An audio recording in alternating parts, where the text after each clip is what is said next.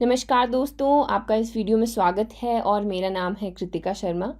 तो कैसे हैं आप लोग? आई होप आपकी स्टडीज़ अच्छी चल रही होंगी, क्योंकि एक टेंटेटिव आपकी डेट शीट भी आ चुकी है। एचएएस का एग्ज़ाम जो आपका 6 सितंबर को है, या तहसील वेलफेयर ऑफिसर के थे, एग्जीक्यूटिव ऑफिसर के थे, तो उनकी जो नोटिफिकेशन है वो देख लीजिएगा। उसके ऊपर हमने वीडियो भी किया है।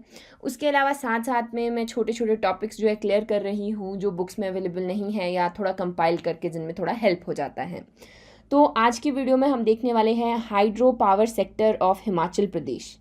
तो चलिए आगे बढ़ते हैं। इसमें हम बहुत सारी चीज़ें देखने वाले हैं कि क्या क्या इनके फ़ायदे हैं, और कौन कौन से हमारे पास डैम्स है, कौन सी रिवर पे है, कितना उनका पोटेंशियल है, अक्सर जिस तरीके के क्वेश्चंस आते हैं। राइट। आपको हमारे लेक्चर्स के पीडीएफ हमारे टेलीग्राम चैनल पर मिल जाते हैं, जिसका लिंक डिस्क्रिप्शन बॉक्स में दिया गया है। उसके अलावा घर बैठे तैयारी कर रहे हैं तो आप हमारी ऐप को डाउनलोड कर सकते हैं फ्रॉम द प्ले स्टोर, जहाँ पर बहुत सारी टेस्ट सीरीज स्पेशली एलाइड के लिए, एचएस के लिए वहाँ पर आपको अवेलेबल मिलेंगी। तो देखिए, हाइड्रो पावर की जब हम बात करते हैं तो हिमाचल के पास बहुत सारा पोटेंशियल है। क्यों? क्योंकि हमारे पास 5 पेरिनियल रिवर्स हैं, यानी कि वो थ्रू आउट द ईयर बहती रहती हैं। तो रिवर्स, देखिए हाइड्रो पावर जो आपका पूरा सेक्टर है, इसके लिए आपको रिवर्स का आइडिया होना बहुत ज़रूरी है। जैसे फ्रॉम नॉर्थ टू साउथ अगर आपको लगाना हो, चिनाब, रावी, व्यास, सतलुज, यमुना, सबसे छोटी बहने वाली जो नदी है वो है यमुना। तो इस हिसाब से आप आइडिया लगा सकते हैं कि कौन सी रिवर के ऊपर कौन सा डैम होगा। उसके अलावा उनकी जो ट्रिब्यूटरीज हैं वो भी आपको थोड़ी बहुत पता होनी चाहिए। इसे हमने कॉम्प्रिहेंसिवली ऑलरेडी एक वीडियो में अच्छे से रिवाइज किया हुआ है। Still go through it once, map देख लीजिएगा। तो देखिए, अब जो हाइड्रो पावर है, पावर की ज़रूरत हर स्टेट को पड़ती है। हिमाचल के पास वी आर लकी कि हमारे पास रिवर्स हैं, हम उसे अच्छे से हार्नेस कर सकते हैं। अब इसके फ़ायदे बहुत सारे हैं। रेवेन्यू जनरेट करते हैं, या फिर एम्प्लॉयमेंट अपॉर्चुनिटीज़ मिलती है। उसके अलावा क्वालिटी ऑफ लाइफ जो है वो ऑटोमेटिकली अच्छी हो जाती है। राइट। तो देखिए, यहाँ पर कुछ फिगर्स हैं जो आपको याद रखने हैं। फर्स्ट इज हमारे पास कितना हाइड्रो पोटेंशियल है। कितना पोटेंशियल है? 27436 मेगावाट। ये आपको याद रखना है, क्योंकि ये शायद मैंने एक दो बार क्वेश्चन पेपर में देखा हुआ है और छोटे मोटे एग्जाम्स में पूछा जा सकता है। अब इसमें से हमने निकाल लिया कि 24,000 मेगावाट आपका हार्नेसेबल है। इसका मतलब ये है, हम बैलेंस पोटेंशियल को भी इसे कहते हैं, यानी कि हम एनवायरनमेंट को बचाएंगे, साथ साथ में इकोलॉजिकल बैलेंस को भी मेंटेन करेंगे, और बहुत सारी सोशल कंसर्न्स हैं उन्हें भी ध्यान में रखते हुए इसमें से सिर्फ 24,000 मेगावाट को हम हार्नेस करेंगे। ठीक है। इसमें से कुछ 20,000, 21 ही मान के चलिए, वो ऑलरेडी अलॉटेड है अलग अलग सेक्टर्स में। अब इसमें से हमने कितना हार्नेस किया हुआ है ऑलरेडी, जिसे हम यूज़ कर रहे हैं, जो डैम्स हैं वो ऑलरेडी ऑपरेटिंग है, दैट इज़ आपका 10,596 मेगावाट। तो जो इम्पोर्टेंट है दैट इज़ कितना हार्नेस हम कर रहे हैं ऑलरेडी, और कितना हमारा टोटल पोटेंशियल है। तो इन फिगर्स को आप ध्यान में रखिएगा। फिर देखते हैं हम, बहुत सारे हमारे पास प्रोजेक्ट्स हैं। तो देखिए, इंपॉर्टेंट क्वेश्चंस क्या रहते हैं, इनकी कैपेसिटी के ऊपर आ जाता है कि कितनी कैपेसिटी का है। उसके अलावा कौन सी रिवर पे है, या फिर आपको रिवर का नाम दे देंगे और उसका पूछ लेंगे कि ये किस, जो मतलब लाइक ट्रिब्यूटरी का नाम होगा वो किस मेन बड़ी रिवर की वो ट्रिब्यूटरी है, ये पूछ लिया जाएगा। जैसे फॉर एग्जांपल यहाँ पे शानन है, तो शानन आपका 2 किलोमीटर दूर है आपका जोगिंद्रानगर से। तो ये सेकंड हमारा हिमाचल प्रदेश का हाइड्रो पावर का जो प्लांट था वो है। फर्स्ट जो था वो आपका चंबा में था, भूरी सिंह प्रोजेक्ट उसका नाम था। अब जैसे ये शानन है, ये ब्यास के ऊपर है, जो लेकिन एक्चुअल में ट्रिब्यूटरी देखा जाए तो उल रिवर के ऊपर ये है। अब ये न्यूज़ में क्यों था? क्योंकि थोड़ा न्यूज़ में रहने वाली चीज़ों पर क्वेश्चन ज़्यादा आते हैं। स्टैटिक वैसे पूछ लिया जाता है, लेकिन अभी न्यूज़ में था क्योंकि 99 ईयर्स की लीज़ के ऊपर है ये। इसे ऑपरेट करता है पंजाब स्टेट इलेक्ट्रिसिटी बोर्ड। 2024 में ये हिमाचल प्रदेश गवर्नमेंट को मिलने वाला है। ठीक। तो इस तरीके से आपको you have to go through it once कि कौन सी रिवर के ऊपर कौन सा डैम है, उसके अलावा क्या उसकी पोटेंशियल है। अब जैसे यहाँ पर भी देख लेंगे हम, बहुत सारे हैं, उसके अलावा बहुत और भी हैं जो आगे हमने जिन्हें कमीशन किया हुआ है या फिर जो आगे बनेंगे। अब जैसे नाप्ता झाकड़ी यहाँ पर आप देख सकते हैं, 93 में इसका कंस्ट्रक्शन शुरू हुआ था, फिर आपका बाद में ये कंप्लीट हुआ 2004 में। 2018 में ये थोड़ा न्यूज़ में भी रहा। क्यों रहा?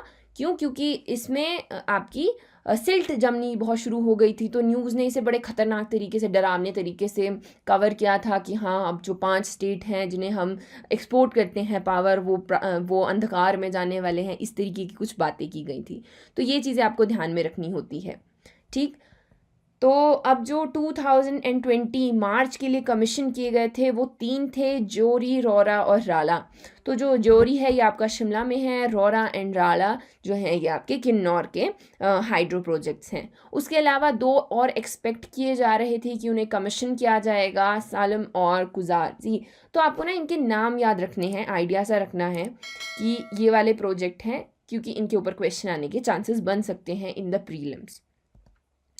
फिर अगर हम पावर सेक्टर की बात करें हिमाचल प्रदेश में, तो देखिए हमारे पास बहुत सारा पोटेंशियल है, 5 रिवर्स हैं, उसके अलावा हाइड्रो पावर पॉलिसी है हमारे पास 2006 की।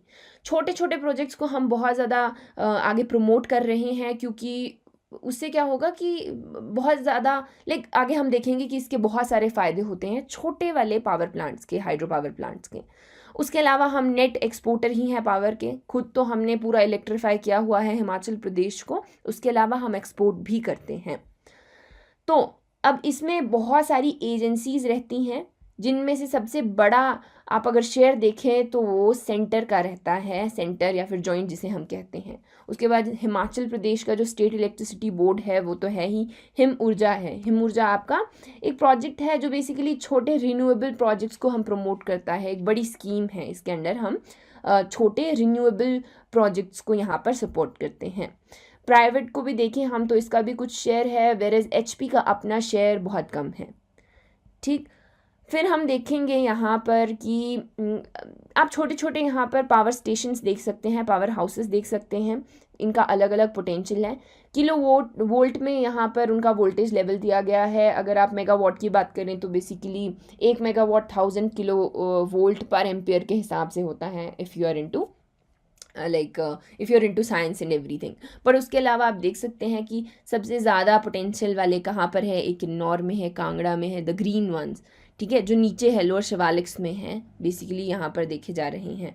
वेरस आपके जो ब्लू वाले हैं उनका पोटेंशियल थोड़ा यहाँ पर कम है, लेकिन आप देख सकते हैं कि अच्छे खासे हमने हाइड्रो प्रोजेक्ट्स यहाँ पर लगा कर रखे हैं। फिर अब मैंने एजेंसीज़ की बात की थी, दिस इज़ द सेम जो हमने पीछे बार ग्राफ देखा है, सबसे ज़्यादा हमने लेकिन ये जो स्नैपशॉट है ये मैंने आपका इकोनॉमिक सर्वे से लिया है जो अभी रीसेंट आया है।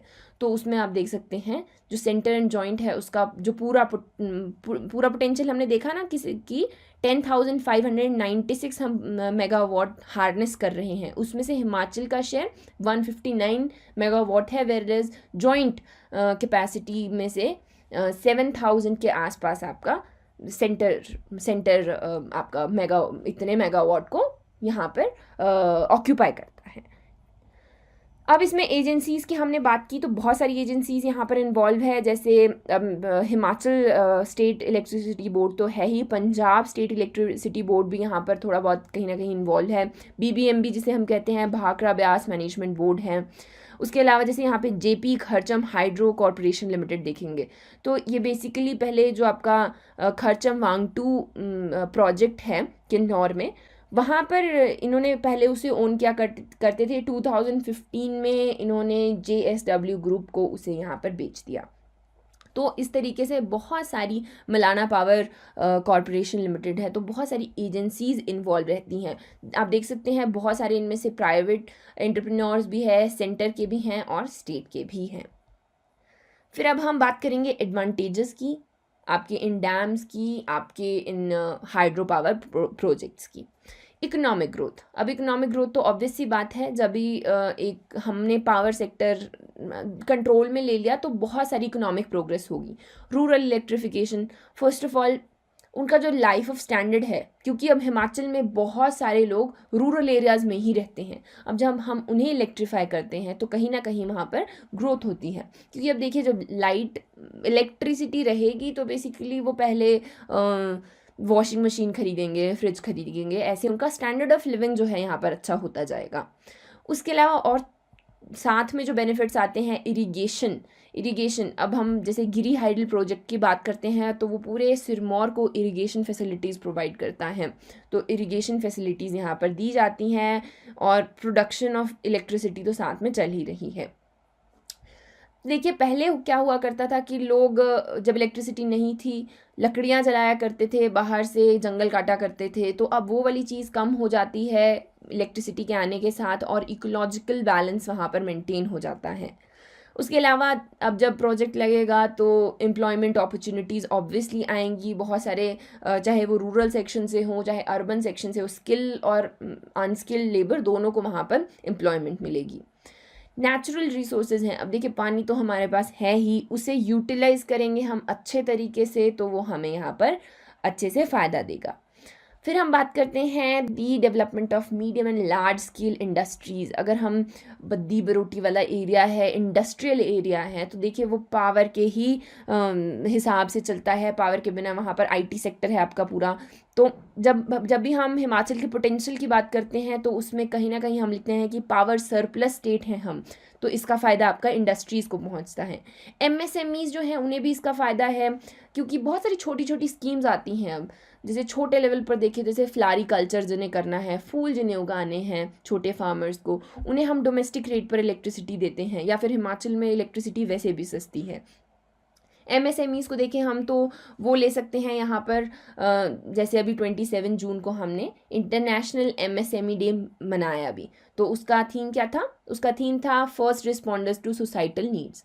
दिस काइंड ऑफ क्वेश्चन ये साथ साथ में थोड़ा रिलेट कर लीजिए। लेकिन एमएसएमई को भी इसका फ़ायदा होता है, या फिर फार्मर्स हैं वो थोड़ा मिल के कोई आपका बोरवेल लगाना चाहते हैं, इस तरीके की बहुत सारी यहाँ पर इन्हें फैसिलिटीज़ दी जाती हैं जो भी पावर से रिलेटेड हैं।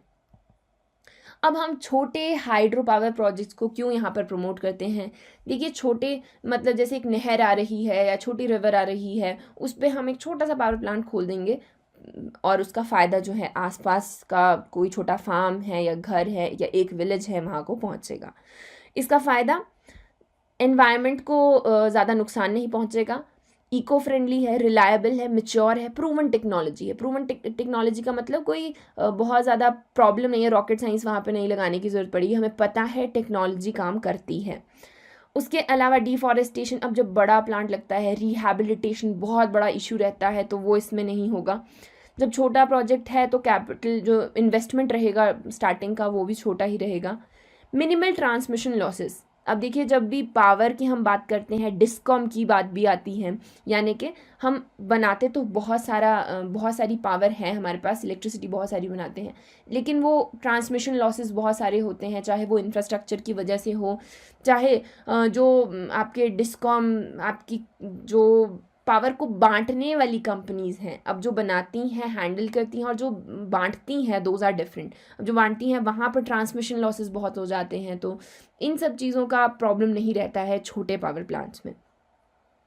ठीक, फिर अगर हम इंस्टीट्यूशनल सेटअप्स की बात करें तो इसमें बहुत सारी एजेंसीज़ इन्वॉल्व हैं, चाहे वो आपका डायरेक्टरेट ऑफ एनर्जी हो, एचपीपी आपका जो एचपी पावर कोऑपरेशन लिमिटेड है, या एचपी पावर ट्रांसमिशन कोऑपरेशन है, आपका हिमाचल का स्टेट इलेक्ट्रिसिटी बोर्ड लिमिटेड है, या इलेक्ट्रिकल इंस्पेक्टरेट है। तो देखिए जब भी आप जैसे कहीं गए होंगे, कोल डैम गए होंगे या किसी और आपने कभी कोई डैम देखा होगा, तो वहाँ पर एक बड़ा सा बोर्ड लगा होता है, उसमें एटलीस्ट इनमें से किसी एक या दो तीन के नाम तो ज़रूर होते हैं, तो वहाँ पे ज़रूर देखिएगा। हिम ऊर्जा की हमने बात कर दी, ये एक डिपार्टमेंट है, बेसिकली सेंटर पर ही बनाया गया है फॉर रीन्यूएबल रिसोर्सेज, जो भी वहाँ पर छोटे प्रोजेक्ट्स रहते हैं उनका ध्यान रखने के लिए। फिर हम बात करते हैं कि फ्यूचर प्लान्स क्या हैं हमारे। तो फ्यूचर प्लान्स हमारे यही हैं कि जो हमारा पोटेंशियल है उसे हम आगे बढ़ें, पूरा का पूरा पोटेंशियल हम हार्नेस करें।